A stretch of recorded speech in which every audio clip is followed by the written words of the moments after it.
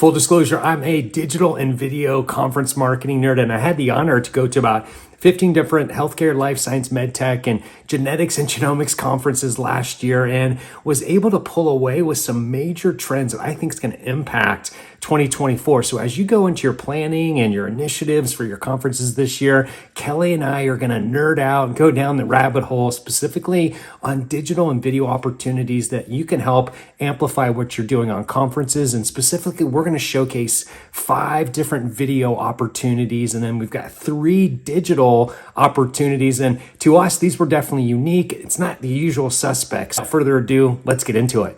I had the honor to go to about 15 different conferences, whether it's life science, MedTech, genetics, genomics, IT, software, healthcare related, variety of different conferences, obviously, for last year. And it was kind of interesting. Like, some conferences were rock stars, like the ASCOs, the AACRs, like huge attendance numbers, right? Everybody showing up, great vibe, great attitude, obviously. But then there's some other ones that were kind of hit or miss, right? Some of the conferences just didn't have the attendance numbers. There weren't booths that were sold out. Sponsor presentations weren't sold out. So, it really made me think, and I know we strategize about this for a lot of different clients too, is what are some other tactics if you decide to not go to certain trade shows? We definitely want to spend some time on that during our live session here today, but in unpacking different alternative ways, because everybody's maximizing their conferences, right, Kelly? So just like when we plan out our conferences for this year, we're looking back historically at last year. We're looking back at the numbers. We're looking back at the metrics to say, hey, what was successful, what wasn't? And we know a lot of our clients, and obviously they're doing the same thing too, right? They're really trying to figure out which events drove the most results.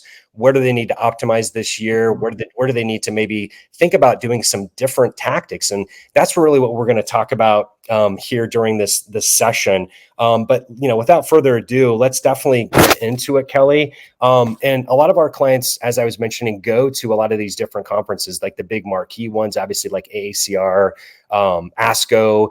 Another conference is coming up pretty quickly too is HIMSS. But honestly, any of these tactics and strategies that we discussed today can be leveraged for any conference, any trade show, right? It's kind of across the board. So Kelly and I are going to break down the first 3 digital conference marketing trends, and then we're going to discuss about those 3.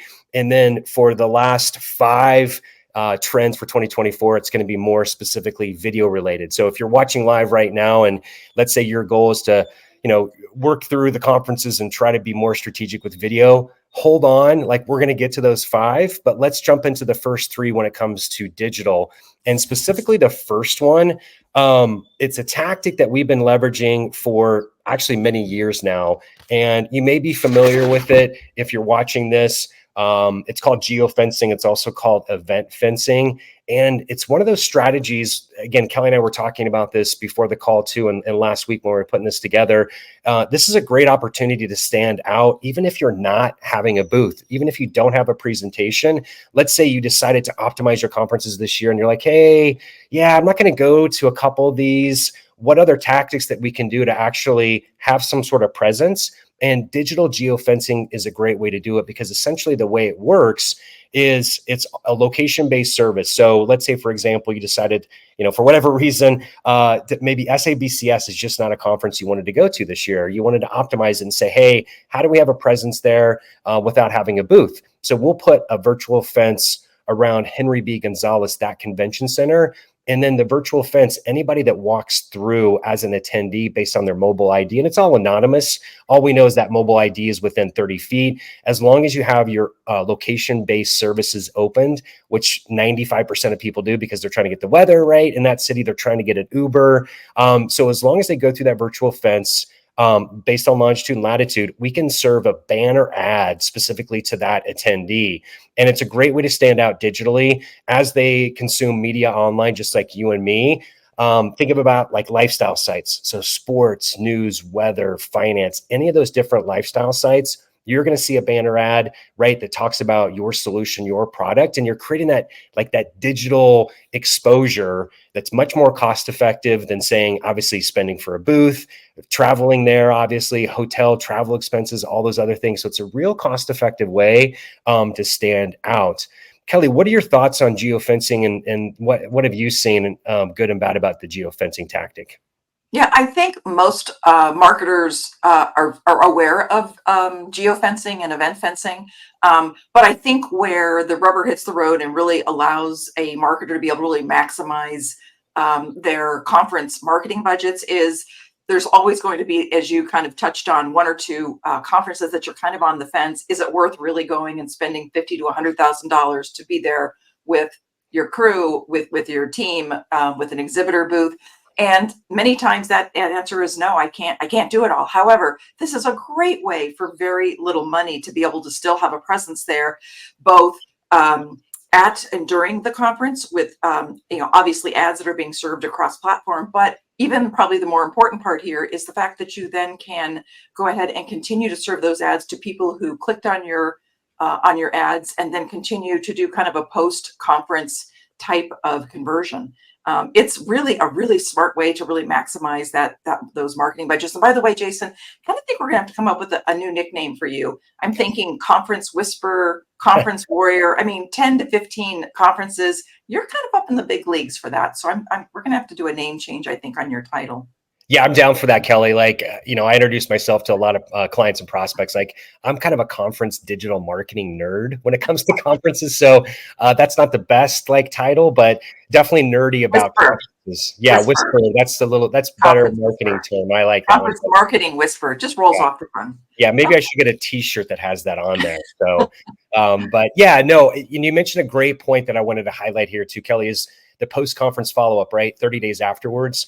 Everybody knows the attendees. It's like, I call it like a paralysis analysis because there's so many things going on during the conference, meetings and dinners and lunches and breakfasts, and you're going to like all these different poster presentations and sponsor presentations, and you leave there and it's kind of like I only retained about 20% of the conversations that I had, right? So post conference digital campaign kind of helps reinforce the things that you're discussing at these conferences. And I think it's a great tactic to do that post conference follow up for 30 days, right? So it's a good time window to continue to follow up and nurture that prospect that's obviously clicked on your ad. Then that's the only way that they can get in that post-conference follow-up, those 30 days retargeting, is they have to see your ad. Obviously, they have to click on it, right? Once they do that, now they're in the retargeting pool. So they definitely have obviously seen your brand, they've seen your solution, seen your product, obviously. So it's a great way to reinforce it 30 days after. And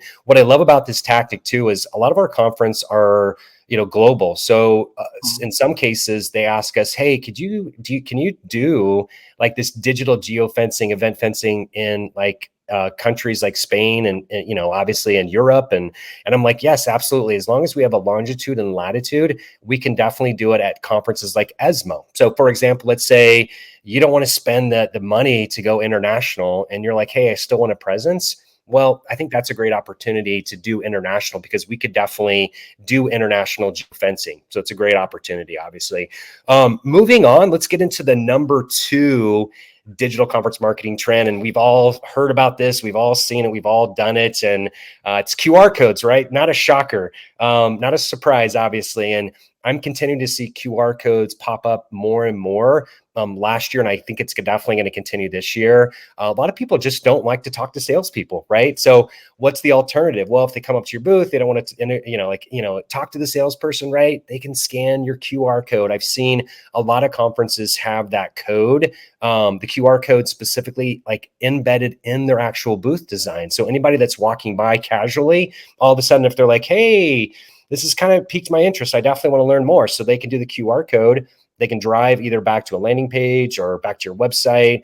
I've done it several times, and a couple times a video's popped up, right? That's either their CEO or maybe it's a KOL that's talking about their solution. So it's definitely a great way to interact with a company without having to do talk to the salesperson, right? And it's weird. I've seen it executed really at the highest level, like I was mentioning, like in the actual booth, but I've seen it executed pretty poorly too, where it's on a banner, like it's going up the escalator and you're trying to grab the QR code as you're kind of going up, and you're like, yeah, that's not a good tactic, right? But Kelly, have you noticed a lot of QR codes too? Yeah, it's odd. I guess we can file this under what was once old is now new, because we all remember QR codes years ago and thinking, losers, I mean, that's not popular. And now it's come back into popularity. And it's also, I think, being used more effectively than it was when it was first introduced. But yeah, I think it's a really great way to get good detailed information quickly into someone's hands.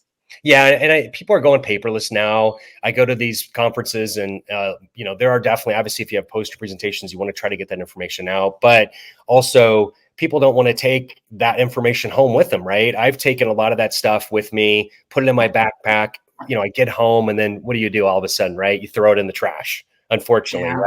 right? So I think this could be a way. It would be kind of cool if QR codes took a 2.0, where if there's a way, and I know they're driving back to your landing page or website, but if there's a way to kind of bookmark that to make it easier for that person, because again, if you're introducing your solution to the first time to a prospect, maybe you don't want to fill out the form, but maybe you want to go back at a later time, right? So I think there could be something in like trying to incorporate that into the QR code to save that page or website to go back to it later. Yeah. It'd be interesting to see, obviously if there's any updates to the QR code, but definitely the number 2 trend when it comes to digital for conference marketing. And the third tactic, let's get into it here, for digital, it's specifically around NPI numbers, right? And we're all familiar with NPI numbers.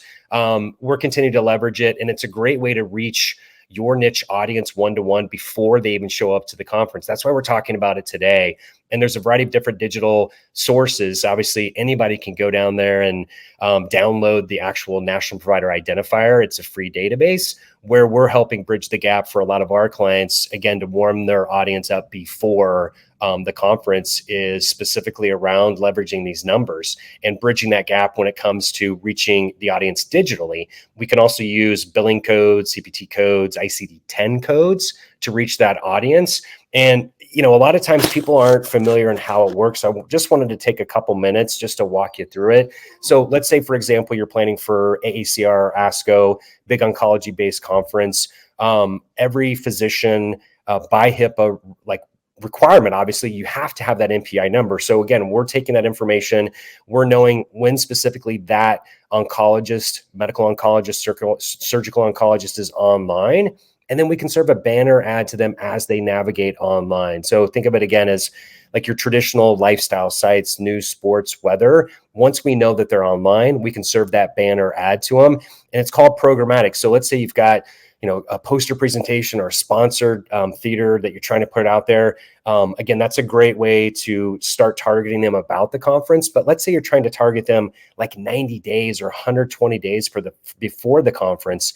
And again, if you're an early stage startup, or even if you're fully commercialized, you've got some sort of information that you're trying to influence, right? These niche HCPs. So you definitely want to warm them up several months in advance. And then you can always change the creative, right? So once it gets closer to the actual conference for AACR, ASCO, or any other conference that you're trying to, warm up this audience for, you can change the creative, push the actual conference. But the great thing about digital, when we're running these campaigns, we can obviously optimize.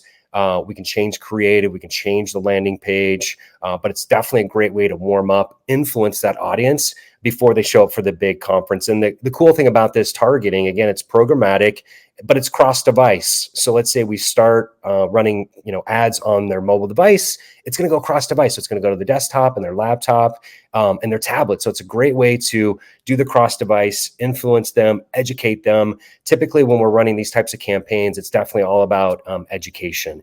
And I know, Kelly, you've been heavily involved in a lot of these digital HCP one-to-one targeting. What are your thoughts and how these are kind of rolling out for this year? Yeah, one, being around and working with digital marketing for years and years when God was a child. No, it is amazing to the degree that you can really get so niche. That is one part that just blows my mind even today. But the part that I really love about the HCP one-to-one is the fact that you can then capture the people who expressed interest, who were exposed to an ad, who clicked on an ad, and then create a list of people who've already raised their hand and shown warm intent. So that's, I think, really the really powerful part about this, other than getting so niche. Yeah, that's a great point, Kelly. And I'm going to dive into that. I just wanted to showcase specifically, just at a high level, some of the oncology and subspecialties we can reach when it comes to medical oncology, hematology, surgical oncology, all these different niche HCPs. Again, they've got those MPI numbers, so we can definitely target them. And the great thing about it, I think, to your point, Kelly, just to kind of piggyback off that in a little bit, is that HCP, since we have the data up front, we're running those ads, we know each individual HCP, right, who we're targeting. And if anybody clicks on the ad, they go back to your website, we give a monthly report to the clients to say, hey, these are the, for example, 100 medical oncologists that saw your ad, they clicked on it, they went back to your website. So it's almost like a lead gen report, right? It's a spreadsheet. So you're turning those marketing qualified leads into actual sales qualified leads. And that's how marketing's winning, right? They're actually turning that report over saying, hey, Jimmy, VP of sales, I've got 100, right, physicians that saw our ad, and they don't have to fill out a form, right? We know specifically that they clicked on it just based on that click. And that's kind of the beauty of digital, right? So who wouldn't want to report, right, every single month that said, hey, these are the most engaged physicians. So if you're early stage startup and you're trying to get, right, more awareness, more top of the funnel, that nobody knows your name, nobody knows your solution, right? That's a great way for sales to start warming up, to know like, hey, these leads, have seen the ad, right? They saw our solution, they've been to the website, and we get really great data. So we actually have the physical address if there's some sort of hospital affiliation. So whether you have an inside sales team or you have an outside sales team, this tactic can be leveraged, right? And there's definitely unique ways beyond that as far as marketing goes to be able to, re-engage these people. But what we're doing is, we're recommending before your conferences to run these. Typically, these are longer term campaigns, right?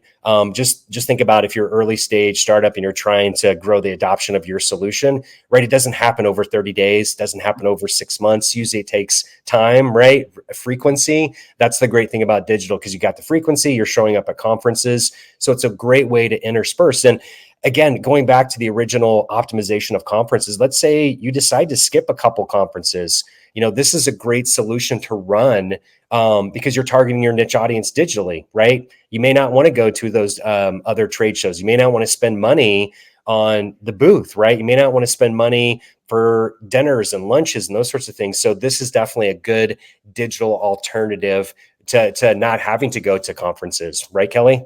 Exactly. I couldn't agree with you more. Cool.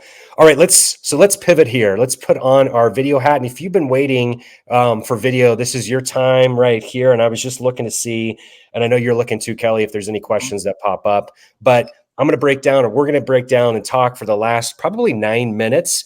We're going to keep this at 30 minutes. So if you're looking to up your game when it comes to video, these are the top 5 trends that Kelly and I have obviously fleshed out. We've been seeing more and more of this, but the first one, as you can see here on the screen, I kind of teed it up before, but these unique fireside chats.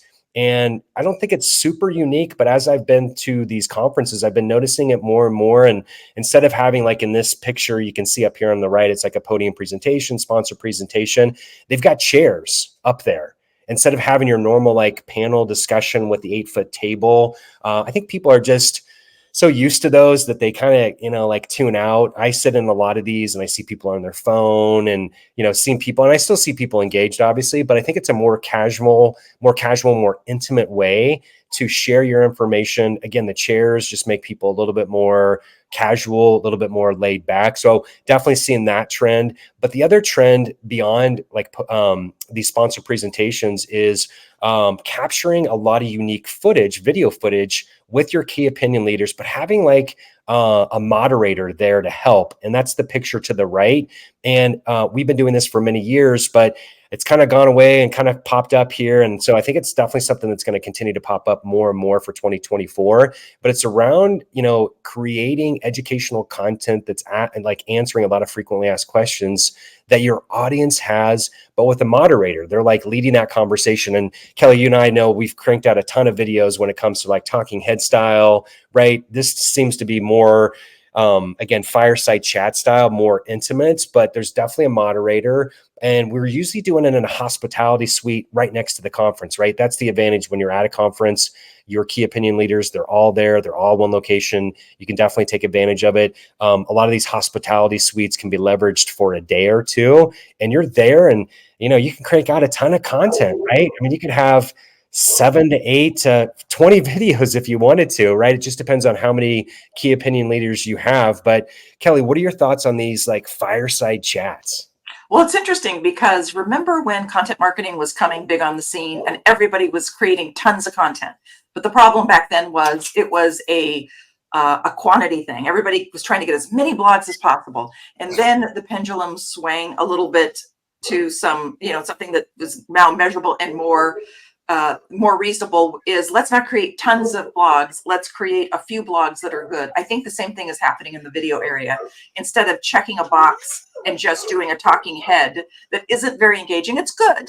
Don't get me wrong, but if you could do something that's a little more authentic, a little more engaging, where you have maybe two people up on a podium talking back and forth, maybe having and talking to some slides, and just making it a little more interactive, I think is really where the pendulum is going.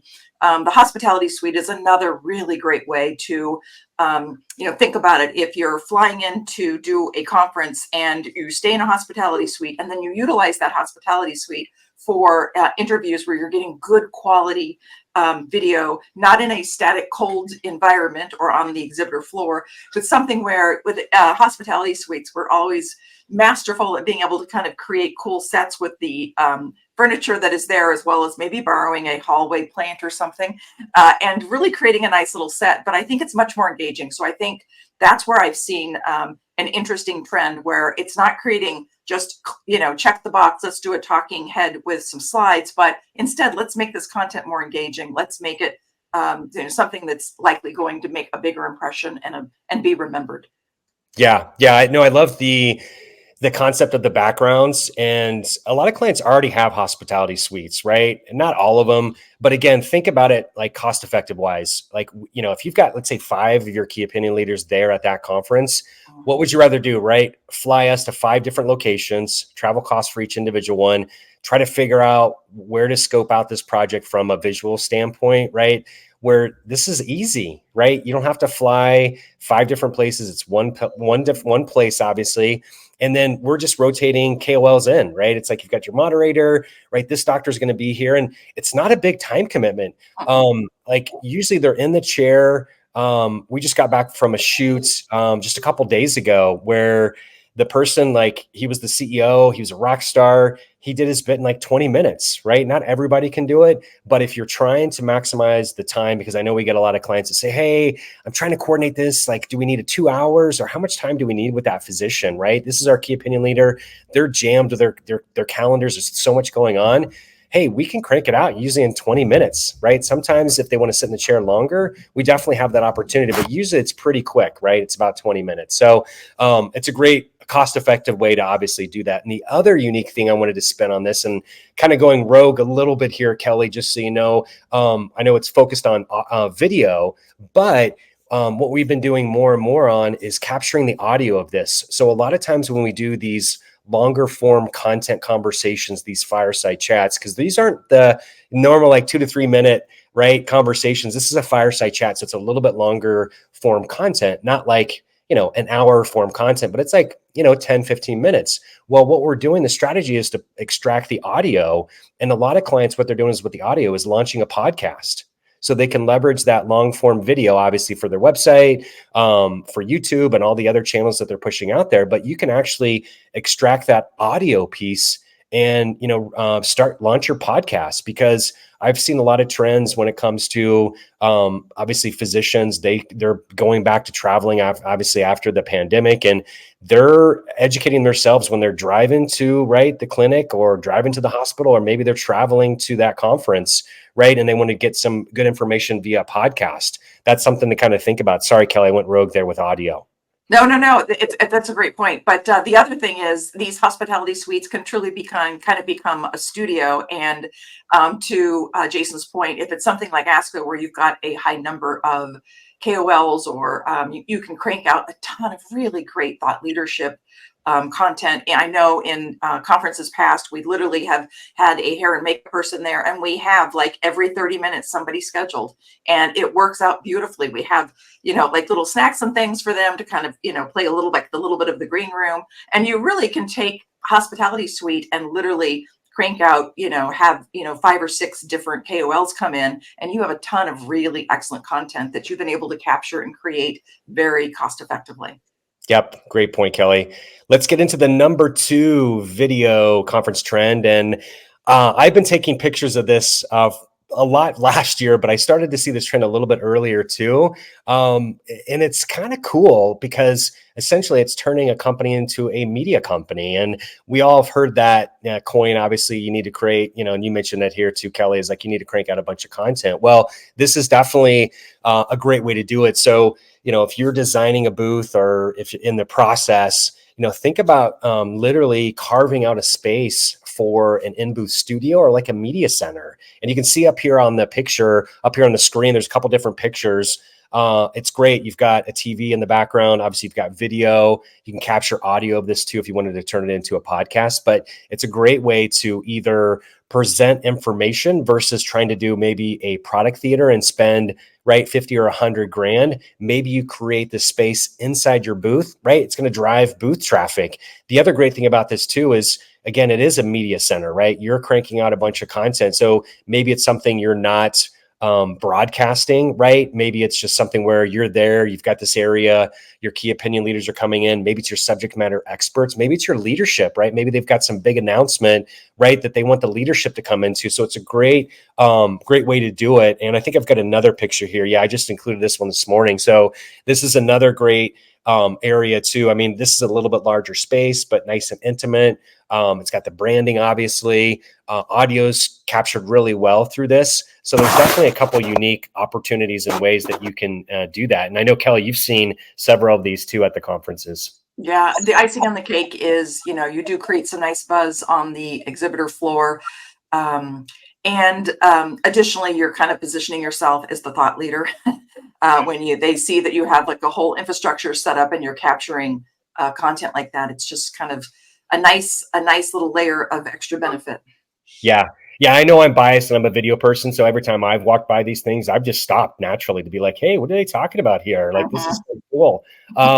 And it's like an alternative. Like I mentioned, let's say you don't want to do the product theater, right? Or you don't want to invest in that. It's a great way to carve out that space inside your booth. And not everybody has a big budget to be able to do this inside your booth. So a lot of times when we're executing some of these, we're just there inside the booth, obviously. So we're capturing a lot of things with key opinion leaders, subject matter experts, and leadership teams. So let's say, you've just redesigned your booth and you don't have this space in it, but you still want to get a lot of content. Like if you're putting out data and you want some sort of like reaction videos, well, we can still get in the booth area. I know last year when we were at ASCO, there's a couple clients that just didn't have big booths, right? They had like a 10 by 10 booth and we still were able to capture a lot of good content. So obviously if you have the budget to do something like this, when it comes to a studio or a media center, it's a cool way to capture that. Like here's that second picture too. But if you don't, right, there's alternatives for that too. And let's get into it. I know we're at 31 minutes already, and I know I lied already and said, hey, we're going to probably do this in 30 minutes. So we've got 3 more. I know we got 3 more videos trends. And the next one is about poster videos. And we've all seen poster presentations and we've all been to the conferences and you go down the poster section and, there's like a million different posters, right? So how do you stand out? So one of the things that we continue to see is trends for this year and started obviously last year too, but animating your posters, meaning like highlighting your posters. The way I think about it, it's almost like a movie trailer, right? With so many different posters being released and data and abstracts, a great way to drive eyeballs and hack someone's attention would be to create a shorter, like 2 to 3 minute motion graphics animation style poster. And it's really just a summary, right? I think that's going to help spoon feed kind of your audience to learn more about your data. And obviously, if you do a highlight that's a couple minutes and now they're kind of engaged and they want to learn more, well, they can go to your massive poster, right, and learn more about it. But it's definitely a great way that you can showcase on your event landing page. Maybe it's something obviously you put on social too, but it's a great way to, again, really hack the attention of that person because you can only learn so much, right, when you're at these conferences. And Kelly, I know you've been a part of a lot of different animation videos for posters. What are your thoughts? Yeah, there's the interesting thing. There's so many different ways you can put this onto video. And, it's like one of the first marketing principles, make it easy for your audience to consume the content. And the posters and the abstracts that you see are not easy.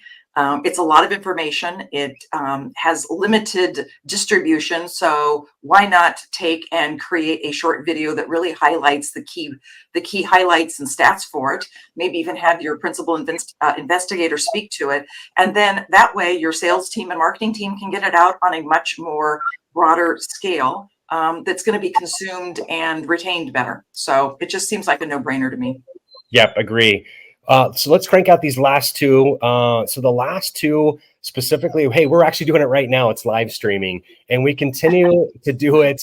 And I see this as a trend. So the context of this one is, let's say you have a sponsor presentation, you have a product theater, you have an industry expert theater, you have a lunch and learn, right? They're called 5 different things, but you spend a lot of money. Sometimes they're 50 grand, sometimes they're 100,000, right? So if you can expand your audience outside of that product theater, that sponsored theater, doing a live stream, it's a great way to do it and broadcast it to much more people. So for example, we did this towards the latter part of last year, and we had more people watching it online through the live stream that was actually there in the actual product theater. And live streaming has been around for many, many years, and it's a great way to, again, expand your audience online. So one of our clients, we talked through the strategy a little bit more, and we actually recommended, and they obviously agreed to share that live link with their sales team. And then the sales team's going to share it with the physicians that maybe couldn't attend. Right. So it's a great way to, again, build that audience online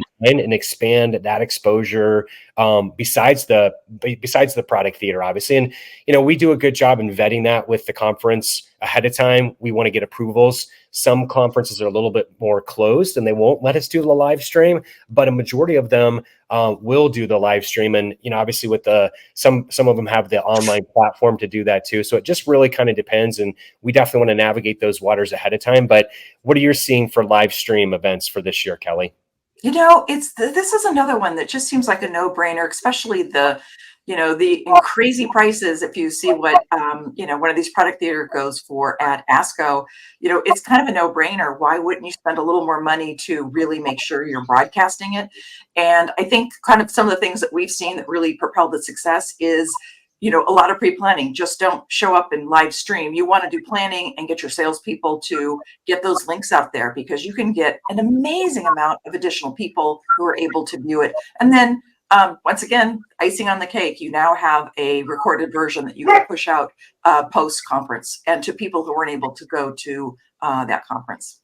Yep, agreed. Let's crank out this last one real quick, Kelly. It sounds like your dog needs to go outside. So let's get into this one. It's the interactive videos. And I know you've seen it on conferences. I've seen it. We've cranked out some conference videos for clients in this. And the way I kind of look at it, and you probably do too, it's almost like a choose your own adventure, right? So if it's a prospect walking up to your booth, again, maybe there's some hesitation to talk to the salesperson, or what I've seen a lot of times is a salesperson is gravitating towards these interactive displays and walking that prospect through their solution. And the cool thing about these interactive displays, that again, it's like choose your own adventure. So if you want to learn about, the data, if you want to learn about that solution, or, how it works, I've seen a lot of these interactive touch screens. Specifically, you touch on something and it maybe like a how-to video pops up, right? It's more like motion graphics and animation.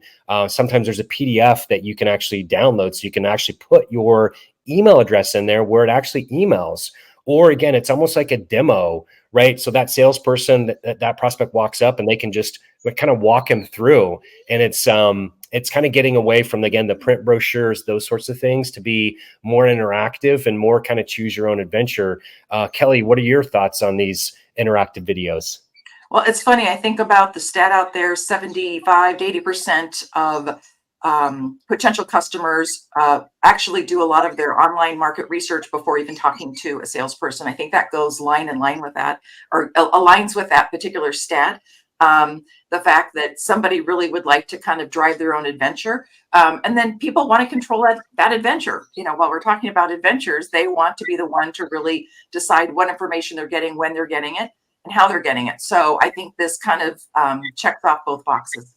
Yes, agreed 1,000%. So Thanks everyone for joining, attending. I know we cranked out 8 different trends, and hopefully as you plan out your strategies for conferences for this year and potentially even next year, this has been valuable, helpful information.